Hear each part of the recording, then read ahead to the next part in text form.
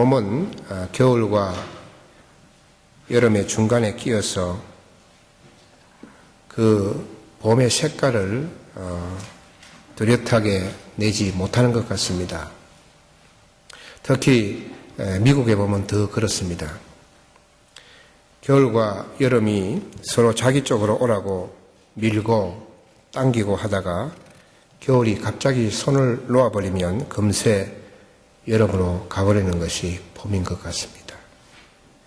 성도 여러분, 봄을 맞이해서 봄처럼 희망이 솟고 여러분 삶의 모든 일이 새롭게 시작되기를 바랍니다.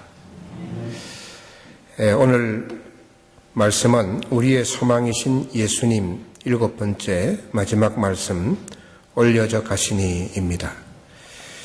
오늘 말씀 우리가 읽은 말씀은 사도행전인데 이 사도들 즉 예수님의 제자들의 사역을 기록한 말씀이 바로 사도행전입니다. 성령의 역사가 강하게 나타나서 그래서 성령행전이다 그렇게 말하기도 합니다. 그런데 여러분 사도행전은 누가가 기록했죠. 누가가 기록했는데 본래 이 사도행전은 누가복음과 한 권이었습니다. 분리된 책이 아니고 한 권의 책으로 있었는데 2세기경에 AD 2세기경의 내용이 예수님의 행적과 사도들의 행적으로 확연하게 구분되기 때문에 두 권의 책으로 나누어졌습니다. 우리가 읽지는 않았습니다만은 1절에 보면 데오빌로여 내가 먼저 쓴 글에는 그랬습니다. 내가 먼저 쓴 글이 누가복음입니다. 내가 먼저 쓴 글에는 무릇 예수께서 행하시며 가르치시기를 시작하신부터 그가 택하신 사도들에게 성령으로 명령하시고 성천하신 날까지의 일을 기록하였노라 그랬습니다. 누가복음 마지막 부분에 보면 예수님의 그 성천을 아주 간략하게 그렇게 소개를 하고 있습니다. 그리고 오늘 사도행전을 시작하면서 예수님의 성천 기사와 성천 직전에 제자들과의 대화 내용을 첫 부분에 자세히 기록해 놓고 있습니다. 예수님께서 감람산에서 제자들과 함께 있을 때에 제자들에게 이렇게 말씀하십니다. 예루살렘을 떠나지 말고 내게 서투른 바 아버지께서 약속하신 것을 기다리라. 요한은 물로 세례를 주었거니와 너희는 몇 날이 못되어서 성령으로 세례를 받으리라. 그러자 이 제자들이 예수님의 그 질문의 의도를 잘 이해하지 못하고 엉뚱하게 이렇게 질문합니다. 주께서 이스라엘 나라를 회복하심이 이때니까. 여러분, 제자들은 아직도 예수님의 그 메시아성을 잘 이해하지 못하고 정치적인 메시아로 생각을 했습니다. 그래서 지금 정권을 무너뜨리고 새로운 나라를 회복하심이 이때입니까? 라고 물은 것입니다. 낙이 타고 입성하시고 십자가에서 죽으시고 3일 만에 부활하신 예수님이시고 부활하시고 40일 동안 아무런 정치적인 활동이나 이 땅의 나라를 회복하는 일에 그 어떤 일도 하지 않으셨습니다. 그러나 제자들은 자기들이 가지고 있는 메시아에 대한 고정관념을 내려놓지 못하고 계속 예수님께서 이 땅을 로마의 압제로부터 구원하는 날이 이때입니까? 라고 물은 것입니다. 거듭거듭 하나님 나라에 대한 복음을 전하시고 하나님 나라는 세상 나라와 근본적으로 다르다는 것을 제자들에게 기가 따갑도록 전하셨습니다. 그래서 이제는 좀 이해할 만하겠다고 생각했었는데 조금도 이해하지 못하는 제자들이 어떻게 보면 주님 편에서 한심스러웠겠지만 주님은 그것을 따지거나 지적하지 않으셨습니다. 때와 시기는 아버지께서 자기 권한에 두셨으니 너희 알 바가 아니요 그랬습니다. 때와 시기라고 하는 것은 이스라엘 나라를 회복하는 정치적으로 로마의 압제로부터 해방시키는 때가 아니고 때와 시기는 바로 세상의 마지막과 예수님께서 재림하시는 때를 말하는 것입니다. 제자들의 질문과는 다른 대답을 해 주신 것입니다. 세상의 마지막은 아무도 모르고 하나님 아버지만 아신다고 말씀하신 것입니다. 그러시면서 너희들은 때와 시기에 관해서 관심을 가지기보다는 너희들이 정말 관심 가질 것이 있는데 이것이라 하시면서 오늘 8절에 보면 오직 성령이 너희에게 임하시면 너희가 권능을 받고 예루살렘과 온 유대와 사마리아와 땅끝까지 이르러 내 증인이 되리라. 너희들이 때와 시기는 신경 쓰지 말고 이 말씀대로 너희는 성령을 받아서 권능을 받고 온 지역에 다니면서 정인의 삶을 살라고 하신 것입니다. 이 말씀을 마치시고 예수님께서는 하늘로 승천을 하셨습니다. 여러분, 사람이 우리와 같이 있다가 여기서 하늘로 올라간다고 한번 생각을 해보십시오. 너무나 아주 신비로운 광경입니다. 엄청난 광경이죠. 그래서 하도 신기해서 어떻게 사람이 그냥 공중부양처럼 쭉 이렇게 비행기도 없고 아무것도 없는데 그렇게 올라갈 수 있을까? 아주 신기해서 예수님께서 하늘로 올라가시는 것을 그 눈에 육안으로 보지 못할 때까지 계속 그 하늘을 쳐다보고 있었습니다. 여러분, 그 광경을 한번 상상해 보시길 바랍니다. 그래서 계속 그 하늘을 쳐다보고 있는 그 제자들을 향해서 같이 있던 흰옷 입은 두 천사가 말하기를 갈릴리 사람들아 어찌하여 하늘을 쳐다보느냐. 너희 가운데 올려가신 이 예수님은 하늘로 가심을 본 그대로 오시리라. 저렇게 하늘로 올라가신 예수님은 다시 하늘에서 우리에게 그 모습 그대로 내려오실 것이라는 그러한 말씀입니다. 재림을 말씀하신 것입니다. 여러분, 2000년 전에 예수님께서 오신 것을 우리는 초림이라고 부릅니다. 처음 오셨다는 것이죠.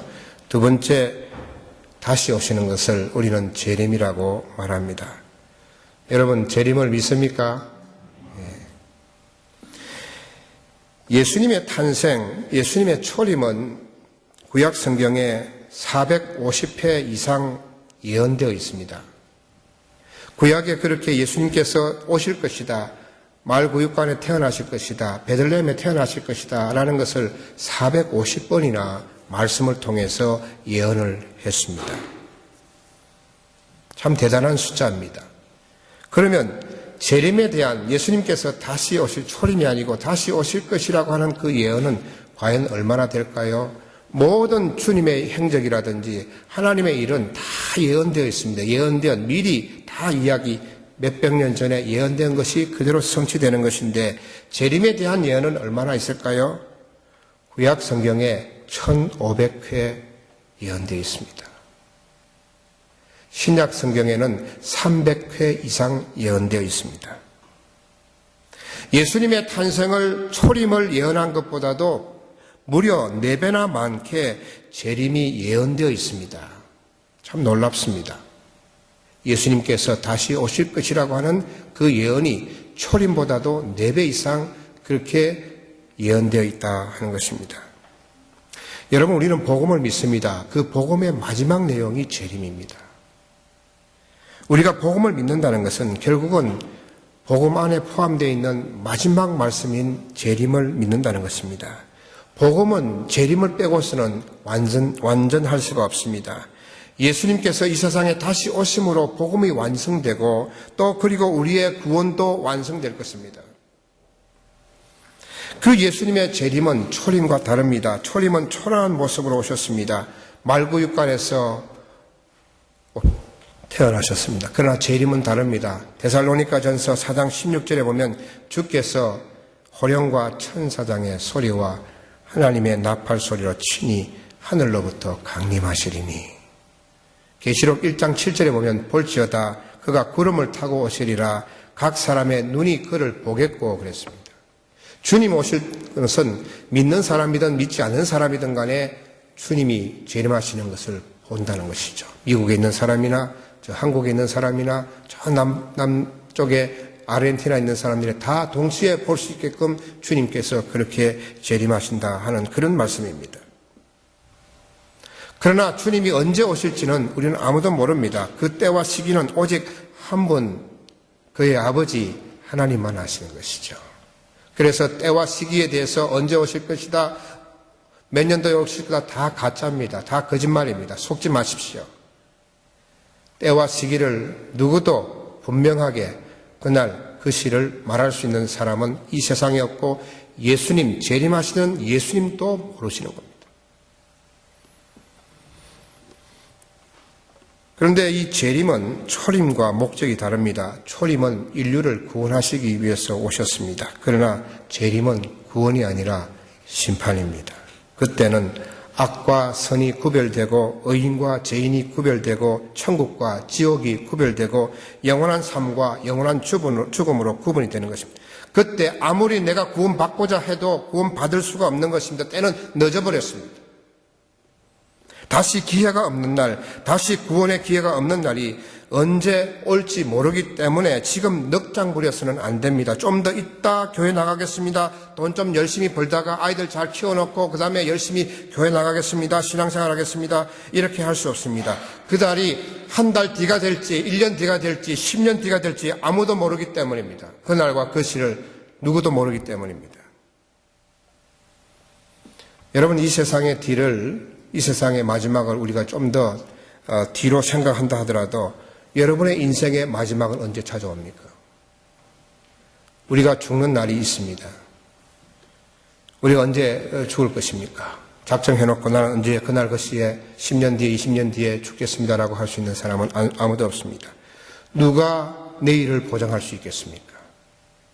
누가 내일의 생명, 내 코끝의 호흡이 내일까지 연장될 것이라고 누가 자신할 수 있겠습니까? 아무도 자신할 수가 없는 것입니다. 시간이 많다라고 생각하는 그것은 착각입니다. 사랑하는 성도 여러분, 우리는 주님의 재림을 기다립니다. 신앙인은 주님이 다시 오심을 기다리는 사람들입니다. 예수님의 그 재림을 기다리는 사람들에게 주님은 한 가지 말씀을 하셨습니다. 그것은 주님 오실 때까지 우리가 해야 할 일이고 반드시 해야 할 일이고 그것은 사명입니다. 그것은 8절 마지막 부분에 나오는 정인이 되는 것입니다. 정인으로서 사는 것입니다. 정인은 자기가 체험한 것을 증거하는 사람입니다. 헬라어 성경에 보면 정인이라고 하는 단어가 마르티스, 그 뜻은 순교자라는 뜻입니다. 정인이 되라는 것은 순교자가 되라는 것입니다. 초대교회 당시에 예수님을 증거하던 많은 사람들이 순교했습니다. 예수님의 12제자 중에서 요한 외에는 다 순교했습니다. 처참하게 순교했습니다. 잔인하게 순교당했습니다. 오늘날에도 그런 일들이 일어나고 있습니다. 기독교를 믿는다고 교회를 불태우고 믿는 이들을 죽이고 감옥에 가둡니다. 인도네시아, 인도, 나이지리아, 북한, 중국 여러 지역에서 아직도 수많은 사람들이 목숨을 잃고 있는 것입니다. 예수를 믿는다는 그 이유 때문에 말입니다. 그런데 오늘 말씀에서 우리가 자세히 살펴볼 필요가 있는 것은 예수님께서 정인을 말하면서 정인이 되라 그렇게 말씀하시지 않고 정인이 되리라 그렇게 말씀하셨습니다. 정인이 되리라, 정인이 되라 명령하시지 않고 정인이 되리라 하셨습니다. 그것은 미래형이고 그것은 약속형입니다. 우리에게 선택권이 없고 또 우리 의지로 정인이 되는 것이 아님을 말한 것입니다. 그러시면서 반드시 너희가 정인이 될 것이다라고 말씀하셨습니다. 되라 명령해서 예 알겠습니다. 제가 달려가서 정인이 되겠습니다. 그것이 아니라 너희는 정인이 되리라.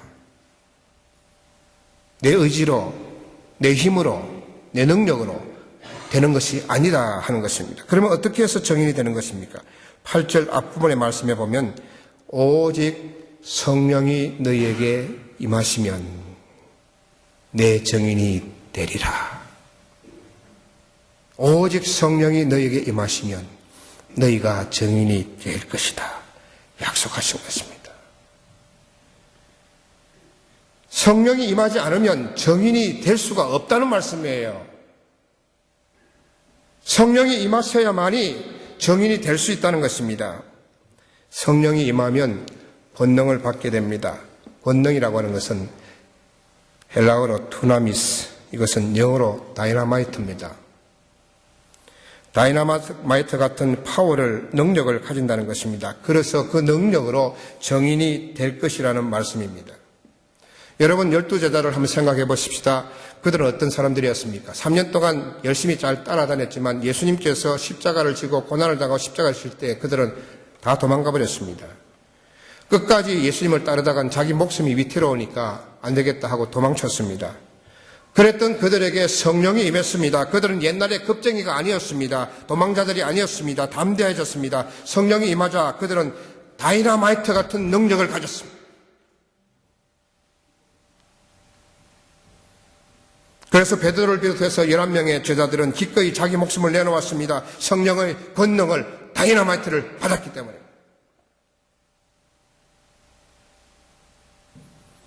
여러분, 우리 힘으로는, 의지로는 누구 앞에서 정인이 될 수가 없습니다. 부끄럽죠. 복음을 하나 전하려 해도 부끄럽습니다. 자신이 없습니다. 그러나 성령이 임하시면 능력이 생깁니다. 담대하게 예수 그리스도를 증거할 수가 있는 것입니다. 정인이라고 하면 곧 그리스도인을 말하는 것이죠. 복음을 전하는 것뿐만 아니라 그리스도인으로서 모든 삶도 권능이 있어야 됩니다. 능력이 있어야 됩니다. 오늘날 그리스도인의 문제는 무엇입니까? 능력의 문제입니다. 권능의 문제입니다. 능력이 있으면 문제가 해결됩니다. 능력이 있으면 모든 역경을 이길 수가 있습니다. 시험을 당당히 이깁니다. 마귀와의 영적 전쟁에서 승리할 수가 있습니다. 권능이 있어야 돼요. 능력이 있어야 돼요. 여러분, 신앙생활에 능력이 없으면 자꾸 힘들어지죠. 능력 없으면 자꾸 넘어집니다. 이 말에도 찔리고 저 말에도 찔리고 상처받고 이리 갔다 저리 갔다 갈 때처럼 휘청휘청 됩니다. 능력 없으면 자꾸 내 영혼이 억압이 됩니다. 그렇기 때문에 그리스도인들은 능력이 있어야 됩니다. 그래야 그리스도인으로서 진정한 힘있는 그리스도인으로서 정인으로서 살아갈 수가 있습니다. 그 능력은 두나미스, 권능은 성령이 임하실 때에 주어지는 것입니다. 성령이 임하시면 능력이 생깁니다. 여러분, 우리가 기도할 때도 능력이 있어야 됩니다. 에베소서 6장 18절에 보면 모든 기도와 간구로 하되 항상 성령 안에서 기도하고 그랬습니다. 모든 기도를 간구를 하되 성령 안에서 기도하라는 것입니다. 항상 성령 안에서, 항상 성령의 능력 안에서라는 말입니다. 성령의 능력 안에서 기도할 때에 능력 있는 기도를 할 수가 있습니다. 말씀을 전하는 것도 마찬가지입니다. 이 강단에서 말씀을 전하는 것도 성령의 능력으로 할 때에 능력 있는 말씀이 여러분 가슴을 때리는 것입니다. 찬양도 마찬가지입니다. 우리 찬양팀이 찬양을 너무 잘하시잖아요. 요즘 우리 찬양팀 여자분들, 남자분도 계시지만 너무 잘생기고 너무 이쁩니다. 왜 그렇게 보이냐면 성령이 그들과 함께 하기 때문에 초기보다도 얼굴이 달라졌어요. 여러분 그걸 느끼지 못합니까? 예? 찬양도 성령의 능력으로 찬양하는 것이에요. 성령의 능력이 없으면 쭈삣쭈삣합니다. 뭔가 좀 고개를 들기가 좀 부끄럽기도 하고 그래요. 그렇지만은 성령이 임하시면 자신 있게 얼굴을 밝게 하면서 찬양할 수가 있는 거예요. 사랑하는 성도 여러분, 우리 모두 성령을 받으십시다. 성령 충만입니다. 에베소서 5장 18절에 보면 술 취하지 말라. 이는 방탕한 것이니 오직 성령으로 충만함을 받으라. 여러분, 오늘 시대는 영적으로 혼란한 시대입니다. 신앙적으로도 이런 이야기, 저런 주장이 많습니다. 그러면서 자기 신앙의 입장에서 다른 사람의 신앙의 입장을 비판하는 경우가 참 많습니다. 그건 조심해야 할 일입니다. 그 중에서 성령에 대해서 이야기하면 성령에 대한 주장을 비판하는 경우가 참 많습니다. 뉴욕에서 은퇴하신 목사님께서 한 교회에서 목회 39년을 돌아보면서 성령에 대한 말씀을 이렇게 하셨습니다. 이분은 장로교 전통적인 보수적인, 제가 나온 통합적보다 더 보수적인 합동적 목사님이에요. 성령하면 순복음이다, 신비주의다라고 잘못된 것이라고 총신에서 가르치고 웨스트민스터에서 가르칩니다. 그러나 이 시대는 성령 시대입니다. 성령을 무시하고서는 교회가 부흥할 수가 없습니다. 말씀과 기도의 권능이 나타날 수가 없습니다. 구약 시대는 하나님이 주도하시던 시대였고 신약 시대는 예수님이 그리고 예수님이 성천하시고 재림하실 때까지 오늘날은 성령이 주도하는 시대입니다. 그렇습니다. 여러분, 오늘날은 성령의 시대입니다. 성령이 아니고서는 우리는 아무것도 할 수가 없습니다. 성령의 능력으로 기도하고 성령의 능력으로 예배하고 찬송하고 봉사하고 복음을 전하게 되는 것입니다. 성령을 받아야 합니다. 누가복음 11장 13절에 보면 너희가 악할지라도 좋은 것을 자식에게 줄 줄 알거든 하물며 너희 하늘 아버지께서 구하는 자에게 성령을 주시지 않겠느냐. 성령을 주시지 않겠느냐는 것입니다. 구하는 자에게 성령을 주신다고 약속하셨습니다. 성령을 구하는 자에게 성령을 주신다는 것입니다. 사랑하는 성도 여러분, 우리 온누리 성도 여러분 성령을 구하십시다. 성령을 달라고 기도하십시다. 그래서 성령 충만해서 능력 있는 그리스도인 정인으로 살아가십시다. 여러분, 예수님은 다시 오십니다. 재림하실 것입니다. 때와 시기는 알 수 없지만 곧 오실 것입니다.